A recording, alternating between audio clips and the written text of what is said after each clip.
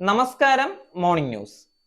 Party അനുഭാവികളായ നിക്ഷേപകരെ CPIM വഞ്ചിച്ചുവെന്ന് ദയാവധത്തിന് അനുമതി തേടിയ കരുവന്നൂർ നിക്ഷേപകൻ ജോഷി. ബാങ്കിൽ പ്രതിസന്ധി ഉണ്ടായപ്പോൾ പാർട്ടി നേതാക്കളുടെയും കുടുംബാംഗങ്ങളുടെയും പണം പിൻവലിച്ചു.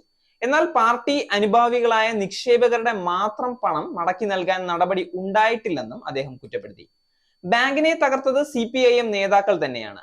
പണം ചോദിച്ചു ചെന്നാൽ ആളുകളെ നിഷേധിക്കുന്ന സമീപനമാണ് അഡ്മിനിസ്ട്രേറ്ററുടേത്.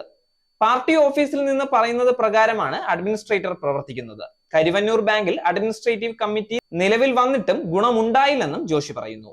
ജപ്പാന്റെ ചാന്ദ്ര ദൗത്യമായ മൂൺ സ്നൈപ്പർ സ്ലിം ചന്ദ്രനിലിറങ്ങി. 20-ലേറെ വർഷമെടുത്ത് വികസിപ്പിച്ച സ്ലിം സെപ്റ്റംബർ 7-നാണ് വിക്ഷേപിച്ചത്.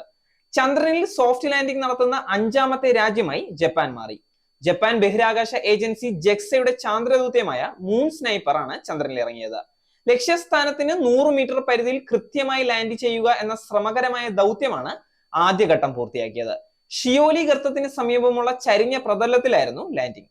അയോധ്യ പ്രാണപ്രതിഷ്ഠാ ചടങ്ങിനോടനുബന്ധിച്ച് ജനുവരി 22-ന് അവധി പ്രഖ്യാപിച്ച് റിസർവ് ബാങ്ക്. ഉച്ചയ്ക്ക് 2:30 വരെയാണ് അവധി. ഓഹരി കമ്പോളത്തിനും അവധിയാകും. രാവിലെ 9 മണിക്ക് ആരംഭിക്കുന്ന കമ്പോളം അന്ന് ഉച്ചയ്ക്ക് 2:30 മുതൽ മാത്രമേ ആരംഭിക്കുകയുള്ളൂ. ജനുവരി 22-ന് പൊതുമേഖലാ ബാങ്കുകൾ, ഇൻഷുറൻസ് കമ്പനികൾ, ധനകാര്യ സ്ഥാപനങ്ങൾ, പ്രാദേശിക റൂറൽ ബാങ്കുകൾ എന്നിവ ഉച്ചവരെ അടഞ്ഞുകിടക്കും. നേരിന്റെ വാർത്തകൾ നിങ്ങളുടെ വിരൽത്തുമ്പിൽ എത്താനായി സാക് ന്യൂസ് ചാനൽ സബ്സ്ക്രൈബ് ചെയ്തും ഷെയർ ചെയ്തും ഒരു ശരിയായ മാധ്യമ നിലപാടിനൊപ്പം നിൽക്കാൻ ഞങ്ങൾ നിങ്ങളെ ക്ഷണിക്കുന്നു.